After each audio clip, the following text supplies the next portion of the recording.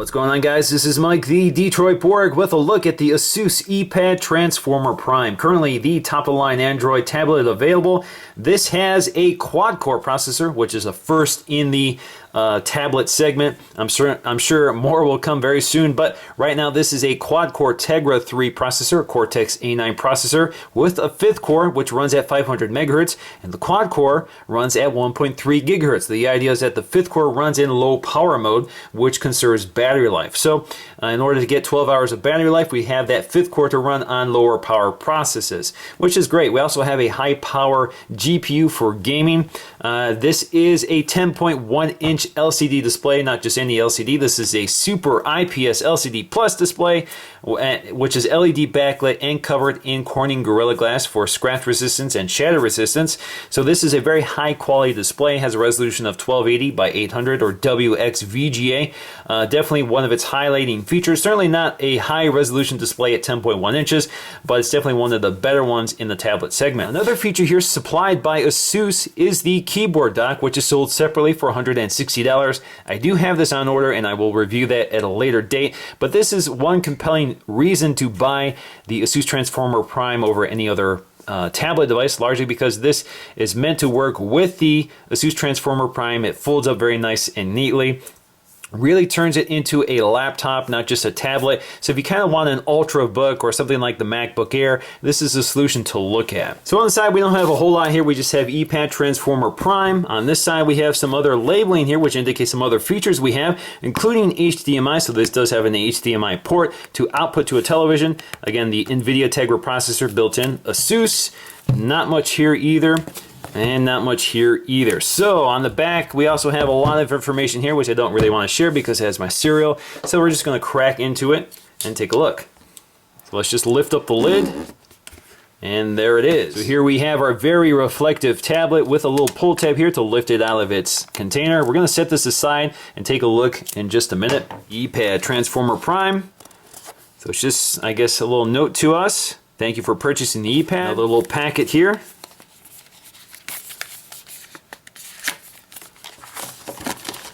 That is Asus's logo, inspiring innovation, persistent perfection. So again, a little, I guess, booklet here, not a whole lot here. Some warranty information. And of course, we have a little basic user manual, which gives you an idea of what the ports do, what accessories you have, that sort of thing.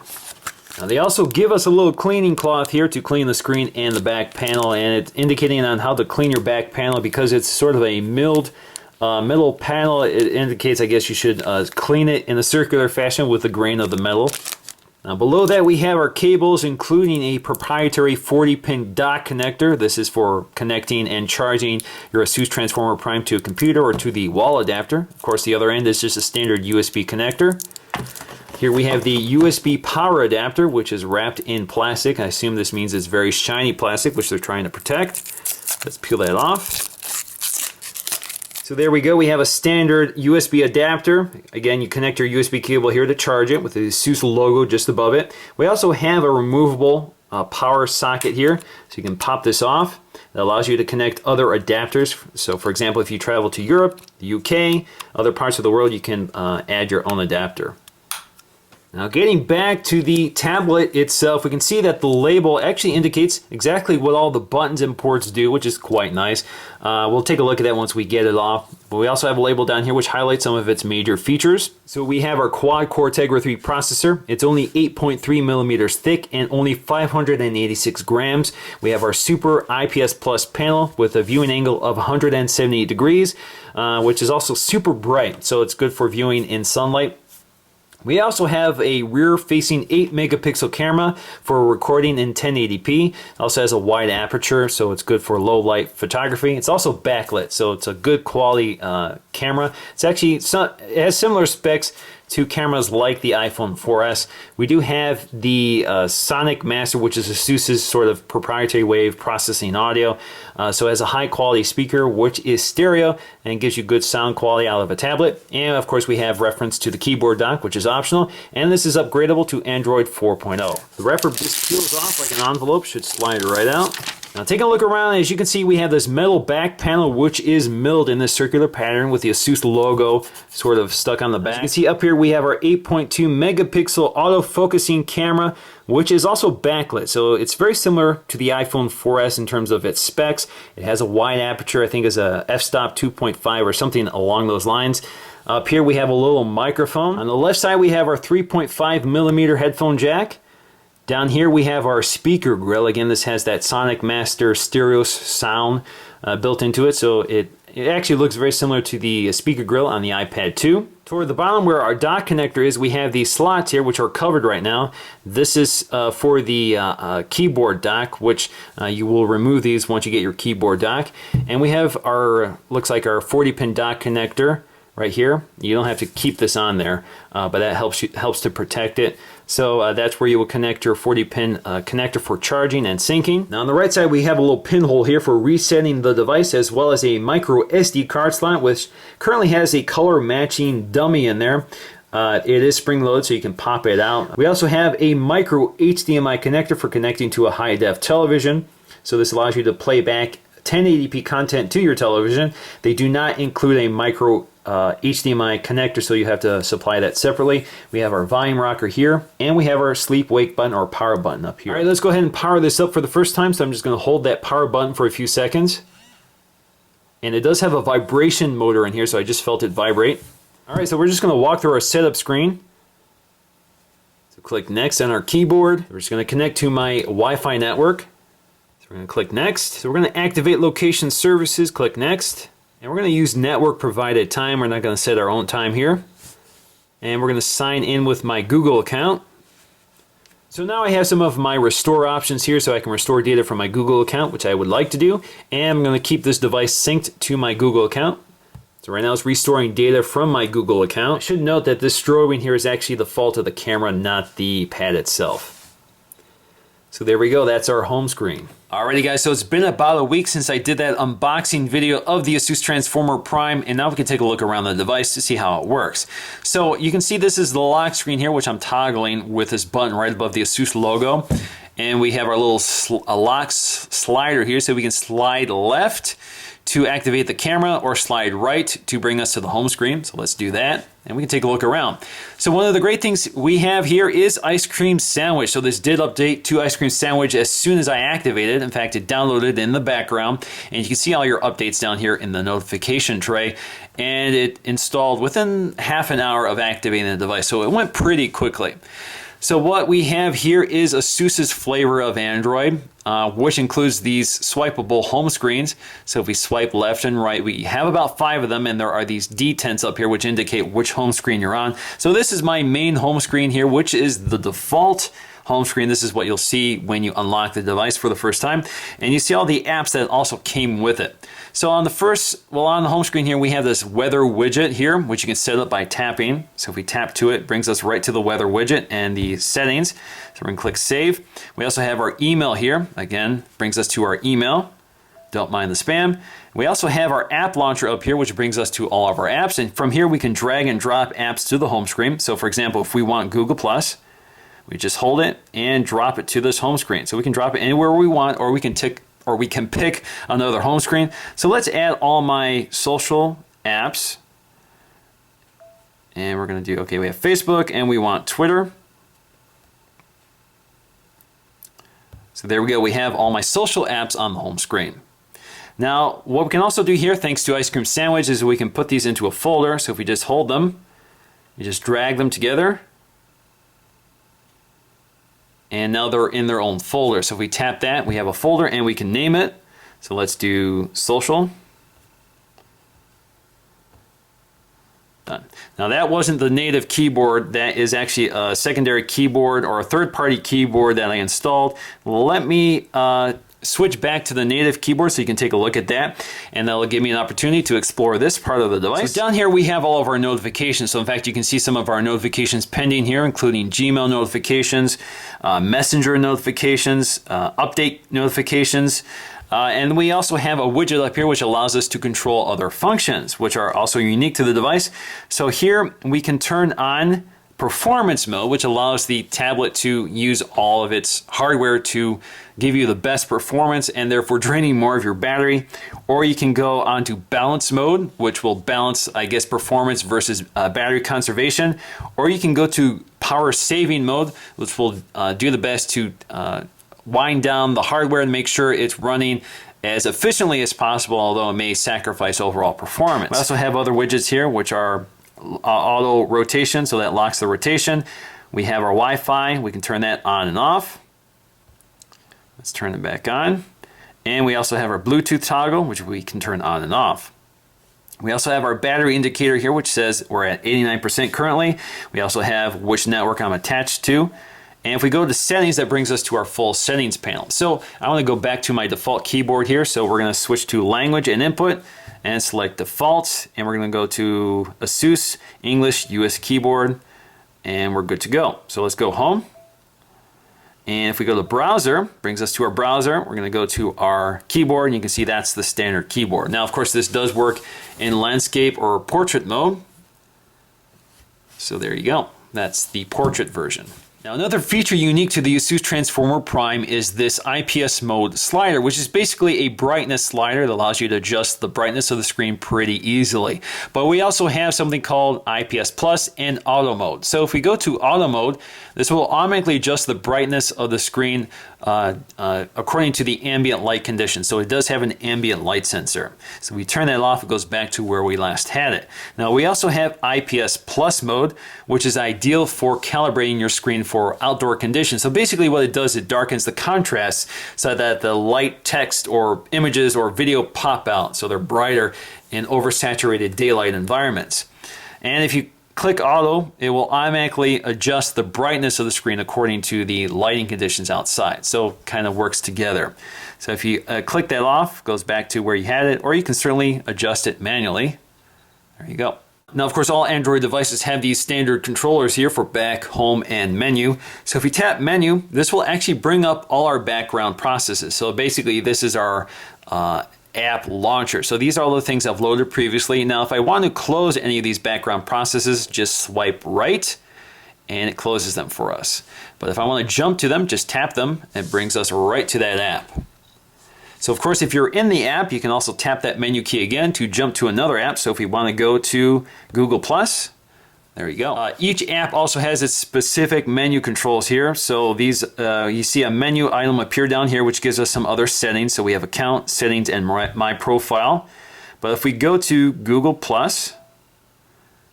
you'll see that that has changed. It's now up here. So our menu controls are up here. So again, these are all our settings. So settings, send feedback, sign out, privacy, terms of service, etc. So things tend to jump around depending on what app you're using. I can also change what's in the dock item here. So I have Supernote here, which I'm probably not going to use.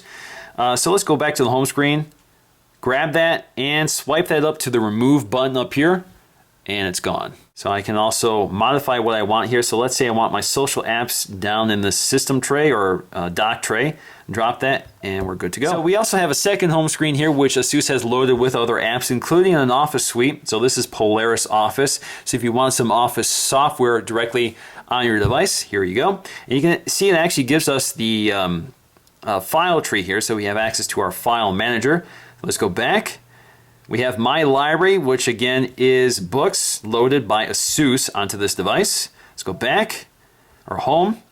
We also have My Net. This has DLNA support, so this allows you to broadcast like AirPlay to other devices. So you can broadcast music, videos, etc. We also have My Cloud, which is Asus's cloud solution. So here you can upload content to their cloud storage. You can also go to your desktop on your computer and access your content there. And of course, we have other things like maps, places, file manager. So here, this brings us to our file manager to take a look at exactly where everything is located on our device, including pictures. So we can see all of our pictures directly on the device. So it looks like we have a lot of sample pictures here. We also have a direct shortcut to settings. And then we have Tegra Zone Gaming, which is a gaming demo of the Tegra processor. Now on the second home screen, you'll see a widget that Asus installs automatically on here, which is something like Flipboard. Basically, it aggregates all your major content into this quick viewer onto the home screen. So we have My Zine, which basically is your photo gallery. So any photos you take with a device will load here. Right now, this is actually not, I didn't take this photo. This is photos that were loaded by Asus. We also have here my music player. So you can see Set Fire to the Rain by Adele was the last thing I listened to. Or you have your web browser here. So the last thing I looked at here looks like Asus's website.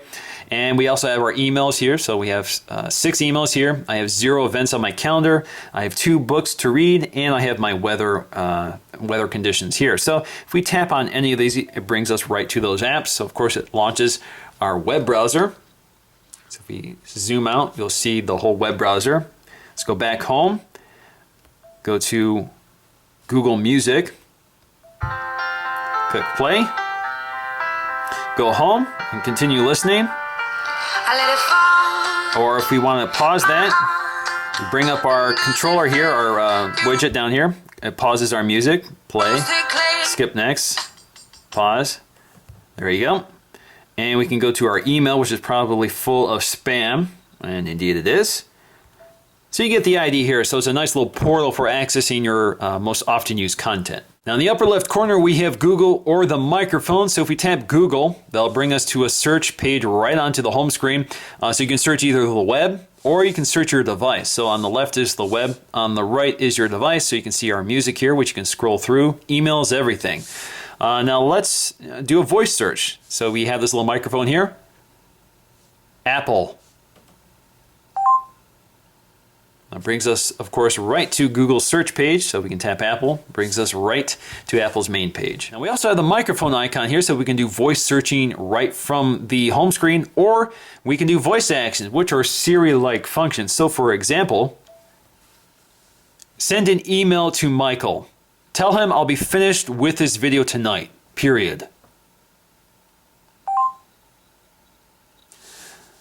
All right, so it knows that when I spoke, it can distinguish between telling that I want to send an email to Michael, although it doesn't have Michael in my address book. But it did identify exactly what part of what I said was the body of the text, so it separated it out and put it in the body of the email. So all I have to do is get Mike in my address book and I'll be set to go. So that's one feature of voice actions, which is quite nice because you do not have this feature on the iPad 2 at the moment. Now you can also do things like, where is the nearest Apple store?